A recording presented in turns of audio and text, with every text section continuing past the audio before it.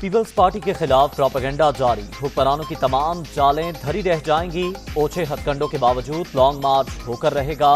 बिलावल भुट्टो की ललकार। यूसुफ रजा गिलानी और राजा परवेज अशरफ की मुलाकात। तैयारियों पर ब्रीफिंग। पीपी चेयरमैन का शहबाज शरीफ से भी टेलीफोनिक राब्ता।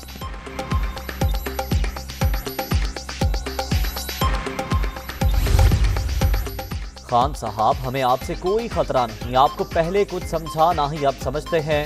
तब्दीली सरकार बैरूनी एजेंडे पर अमल पैरा। मुल्की मईशत तबाह। खारजा पॉलिसी नाकाम हो चुकी। हुक्मरान आइन के साथ मुसलसल मसाक कर रहे हैं। मौलाना फजलुर रहमान की लसपेला में गरज बरस। और 206 रन का बड़ा मजमुआ भी शिकस्त से ना बचा सका। लाहौर कलंदर्स की पहले ही मैच में हार। मुल्तान सुल्तान्स की मुसलसल दूसरी कामयाबी।